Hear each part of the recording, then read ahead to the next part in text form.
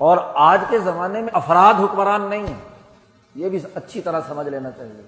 آج کے زمانے میں حکمران ہے نظام، سسٹم۔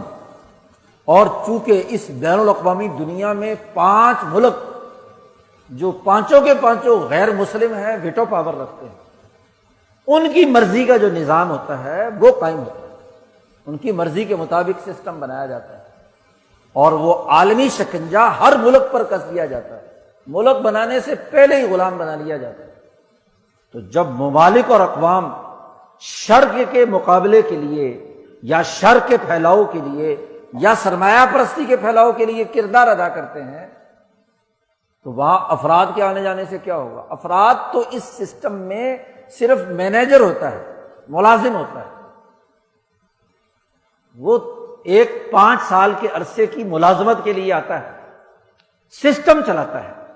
اگر سسٹم جس نظریے پر بنا ہے وہ غلط ہے تو اس سسٹم کے نتائج ہمیشہ غلط رہیں گے، چاہے وہاں کوئی بڑے سے بڑا رہبر اعظم آ کر بیٹھ جائے، خواہ وہاں بڑے سے بڑا کوئی مذہبی رہنما آ کر بیٹھ جائے، بہت ہی حاجی نمازی پیر مولانا بیٹھ جائیں، سسٹم اگر وہی ہے تو پھر کوئی نتیجہ خیر کے حوالے سے نہیں نکل سکتا۔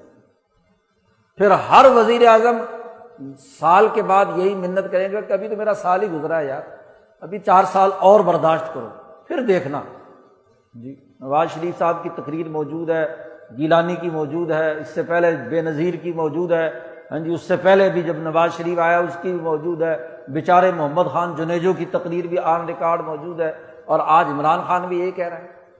تو جب سسٹم کی بنیادیں خیر پر نہیں ہے، شر پر، یہ اچھی طرح بات سمجھ لینی چاہیے۔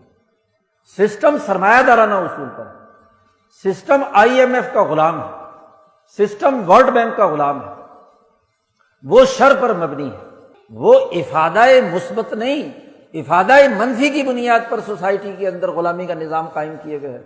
تو چاہے کوئی بھی آپ اس راج سنگھاسن پر بٹھا دو، چاہے اس کا نام اسلام آباد رکھ لو، یا پہلے کراچی دارالحکومت تھا، یا کوئی ہندو آباد رکھ لو، کچھ بھی رکھ لو، اسلام یا خیر نہیں آ سکتا۔ اسلام یا خیر کی بھلائی کے لیے سسٹم، نبی اکرم صلی اللہ علیہ وسلم نے جب اس آیت پر صحابہ کی تیاری کی ہے تو سسٹم بدلا ہے۔ آپ دیکھو مکے کے سسٹم میں جہاں 12 وزیر تھے اور ایک سربراہ ابو جہل تھا، دار الندوہ ان کی پارلیمنٹ تھی، نبی اکرم صلی اللہ علیہ وسلم سے پہلے قصی ابن کلاب کے زمانے سے پچھلے 300 سال سے وہ پارلیمنٹ چل رہی تھی، یہ سارا نظام موجود تھا۔ اور جب حضور صلی اللہ علیہ وسلم کی تحریک عروج پر جاتی ہے تو پھر کیا ہوا؟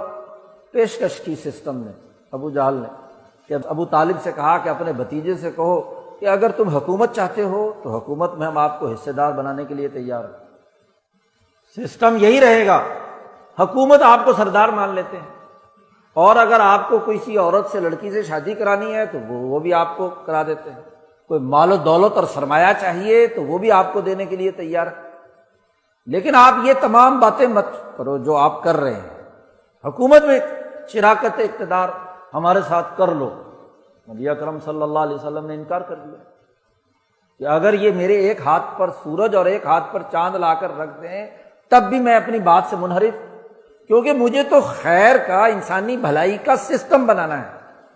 اگر سسٹم شر کا موجود ہے تو اگر اسی میں شراکت اقتدار کر لوں، اسی کا حصے دار بن جاؤں تو نتیجہ کیا نکلے؟ شر کے پھیلانے کا ذریعہ ہوں گا۔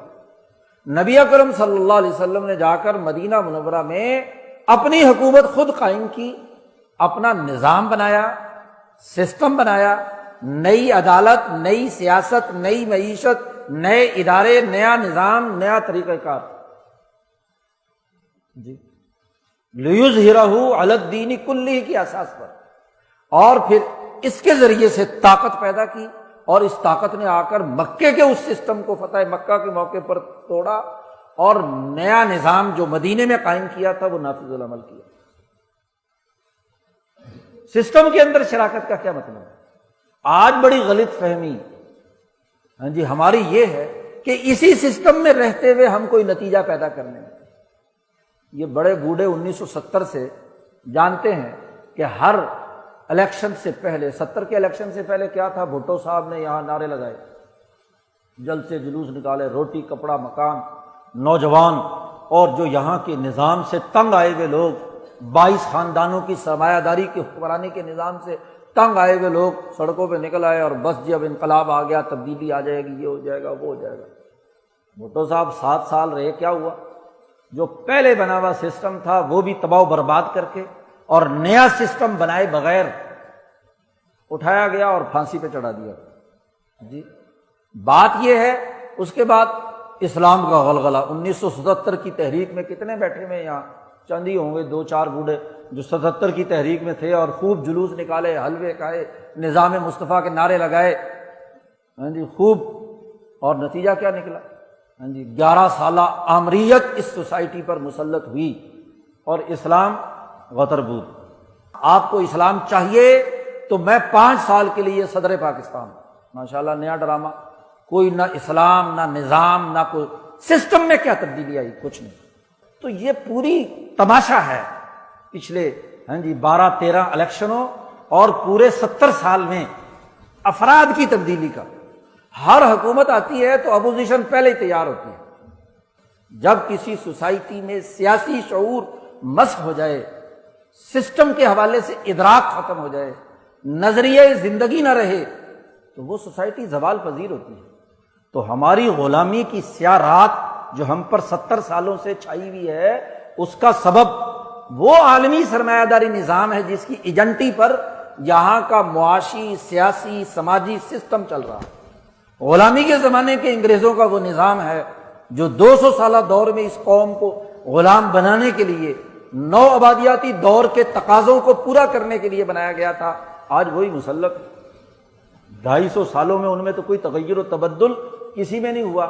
پارلیمنٹ موجود ہے لیکن ٹک ٹک دیدم دم نہ کشیدم، دیکھ رہی ہے، کرنا کرانا کچھ نہیں۔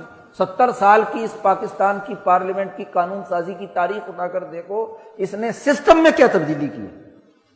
ایک آرڈر ادھر سے اٹھا کر ادھر کر دیا، ادھر سے اٹھا کر ادھر کر دیا، ایک ایکٹ کے اندر ایک تبدیلی ذرا سی کر دی، بس باقی سسٹم تو وہی ہے۔ پولیس سسٹم وہی، عدالتی سسٹم وہی، سیاسی سسٹم وہی، معاشی سسٹم وہی، غلامی کے زمانے کا۔ تو پھر آزادی حاصل کرنے کی کیا ضرورت ہے؟ اچھا تھا انگریز یہاں رہتے اور ان کی حکمرانی قائم رہتی تو یہ تو پتہ ہوتا کہ ہم غلام ہیں۔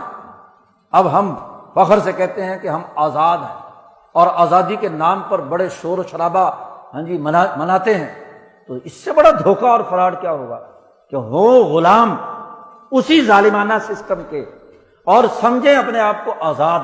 اس سے بڑی منافقت دین میں اور کیا ہوگی، ریاست میں اور کیا ہوگی؟